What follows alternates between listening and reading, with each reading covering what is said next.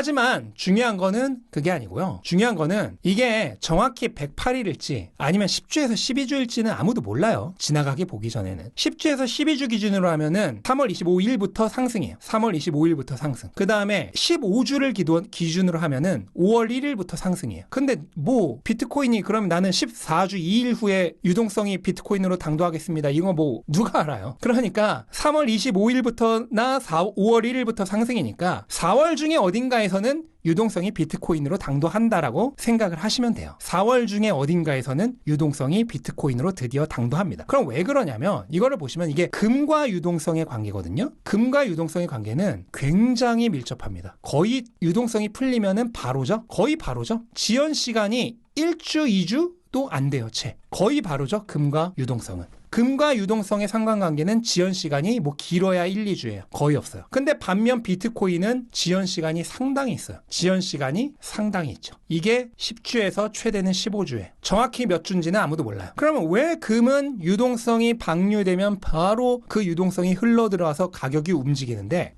비트코인은 유동성이 방류돼도 바로 흘러들지 않고 지연 시간이 발생해서 이렇게 조금 늦게 비트코인으로 들어오느냐? 간단해요. 유동성이 먼저 풀리면은 가장 먼저 안전자산으로 갑니다. 현금성 자산, 채권, 그 다음에 금, 그 다음에 증시도 가장 안전한 다우부터, 그 다음에 S&P, 그 다음에 나스닥, 그 다음 나스닥보다도 변동성이 더 큰 비트코인, 그 다음에 알트코인. 알트코인 중에서도 솔라나, 리플, 뭐 이런 이더리움 같은 시가총액이 높은 알트코인, 그 다음에 중위권 알트코인, 그 다음에 잡코인. 이런 식으로 안전자산부터 위험자산으로 순차적으로 흘러요. 마치 댐이 방류를 시작하면 상류가 안전자산이에요. 상류부터 위험자산인 하류까지 흐르듯이 이렇게 그 돈줄기가 흘러내려오는 거예요. 그래서 금은 유동성이 방류되면 바로 직방으로 반응하지만 비트코인은 10주에서 15주 정도 지연 시간을 갖고 그게 당도예요. 근데 그게 빠르게 당도하면은 이미 당도를 한 거고요. 그 다음에 느리게 당도하면은 4월 말에 당도를 합니다. 그런데 정확히 몇 주 후에 당도하는지는 아무도 몰라요. 그러니까 4월 중에 어딘가에서 당도할 거라고 생각하는 게 가능성이 높은 거죠. 그래서 정확한 바닥을 뭐 잡으려고 하지 마시고 유동성이 이미 상류에서 풀렸고 그게 이제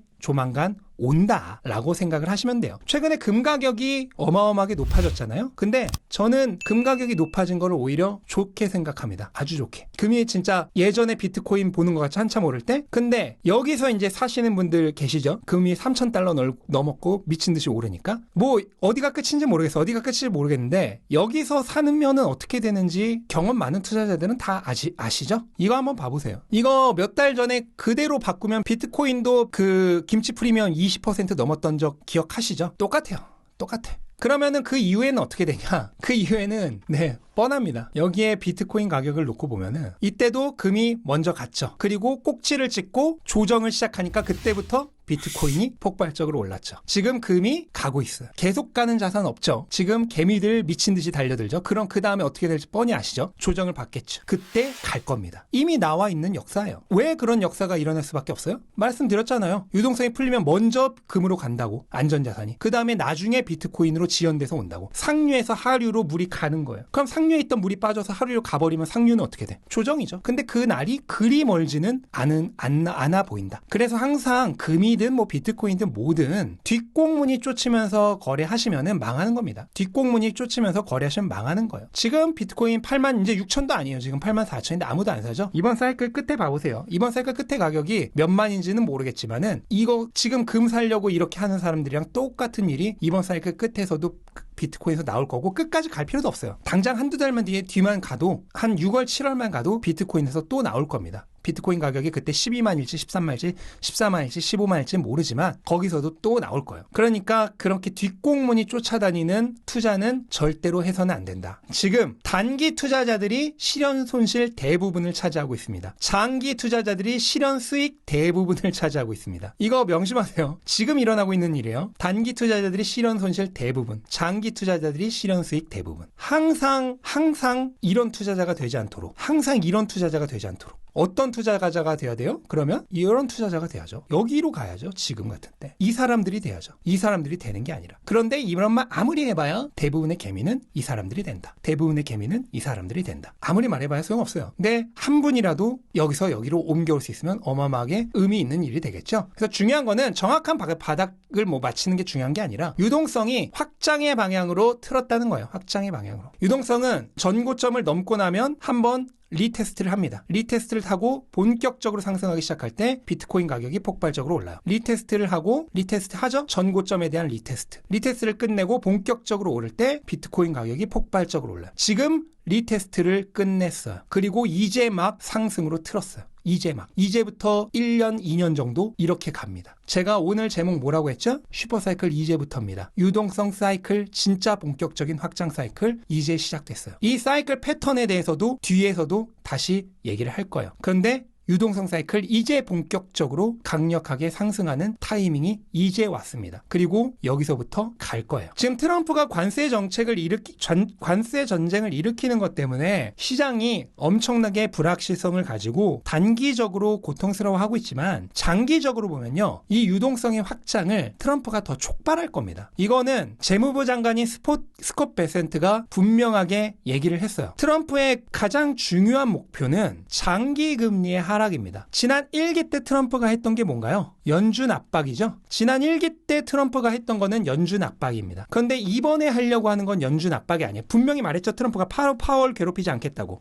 왜? 해봐야 의미 없다는 걸 알았어요. 연준 압박해봐야 금리 내려가지도 않고 걔네가 내려봐야 단기금리예요. 근데 시장 연동금리는 단기금리가 아니고 장기금리죠. 가장 크게는 미국의 10년물 채권금리예요. 근데 트럼프는 이 장기 금리의 하락을 원해요. 그래서 지금 관세 전쟁을 일으키는 거예요. 왜? 관세 전쟁이 일어나면은 무역이 위축되고 경기에 대한 불안감이 생기고 그러다 보니까 유동성이 확장되고 금리 전망치가 내려가고 안전자산에 대한 수요가 증가하죠. 그러면서 채권 가격이 오르면은 채권 가격과 반대로 가는 장기 금리는 하락을 합니다. 그게 실제로 일어난 일이에요.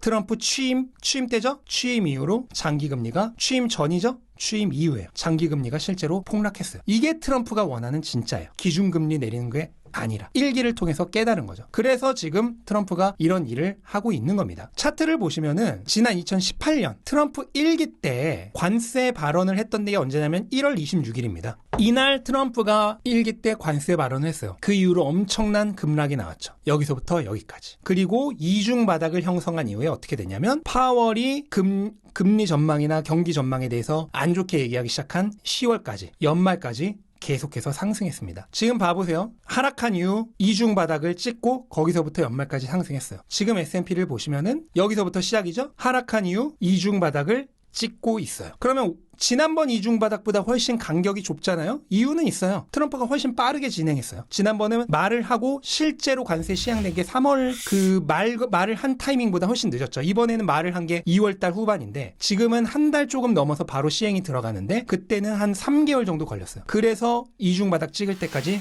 시간이 걸렸고 지금은 굉장히 짧게 이중 바닥을 찍고 있습니다. 그래서 저는 너무 두려워할 필요 없다라고 생각합니다. 지금 인플레이션 걱정하고 있잖아요. 인플레이션 걱정하고 있는데 실제로는 지금 미국 차값이 이제 10%가 올라요. 관세에 붙으면. 그 외에 나머지들도 당연히 관세 때문에 인플레가 붙겠죠. 그러면 지금 여러분이 차를 사려고 하는데 당장 내일 모레부터 차값이 10% 올라요. 그럼 언제 사겠어요? 언제 살 거예요? 미리 살 거 아니에요. 그래서 현재 인플레이션이 올라가는 것은 어느 정도 선반영되고 있는 게 있습니다. 관세가. 그리고 파월도 얘기했듯이 관세로 인한 인플레이션은 오히려 일시적일 수 있어요. 인플레이션에 비해서 너무 걱정할 필요가 없습니다. 지금 골드만삭스가 아니나 다를까 1년 내 경기 침체 가능성을 20에서 35%로 확률을 업했어요. 하루 전에. 그게 언제냐면은 이날입니다. 바닥날. 그런데 이거랑 똑같은 데자뷰를 저는 느꼈는데요. 그 데자뷰가 언제냐면은 8월 13일. 골드만삭스 수개월 전보다 경기 침체 가능성 커졌다. 정확히는 29%에서 41%로 올렸어요. 8월 13일이 언제인지 볼까요? 뭐 다들 기억하시겠죠? 이때입니다. 블랙 먼데이 다음날. 그리고 이때 경기 침체 가능성 상향. 경기 침체 가능성 상향.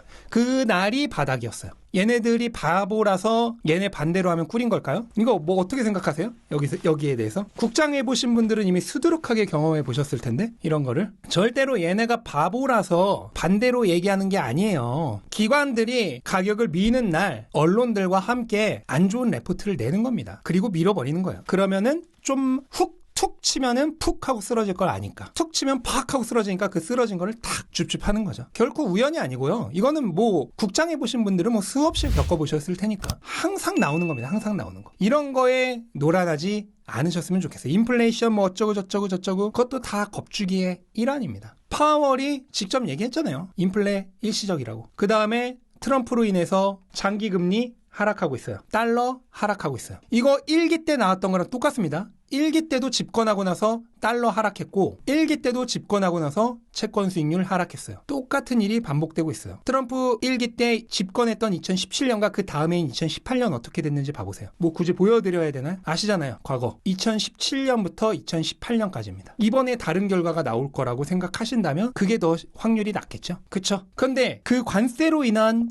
인플레는 일시적이고 경기가 위축되고 무역이 위축되고 하면서 장기 금리가 하락하고 달러가 약화되면서 유동성이 증가하기 시작하면 이 유동성과 가장 밀접한 관계를 받는 어떤 자산이 가장 큰 혜택을 받는다? 비트코인. 비트코인이 그 어느 자산보다 유동성 증가의 혜택을 제일 많이 받습니다. 그러니까 지금 당장은 어두운 시간일지 몰라도 동트기 전 마지막 가장 어두운 시점일 수 있어요. 정작 유동성 확장이 본격적으로 시작이 되면은 가장 큰 혜택을 받는 것은 비트코인입니다. 최대 수혜 자산이 될 수 있어요. 그래서 앞에 제가 설명드린 이 모든 요소들과 뭐 데드크로스, 그 다음에 월초 약세, 그 다음에 불마켓 서포트 밴드, 그 다음에 미국 증시의 계절성, 그 다음에 유동성의 도래 기간, 이런 것 등등 이 모든 것을 종합하여 고려해 봤을 때 4월 첫째, 둘째, 뭐 많게는 셋째 주까지 이 4월 초중반이 어떻게 보면 시장의 바닥이 될 가능성이 높고 많게는 4월 내내 바닥을 다지는 4월 내내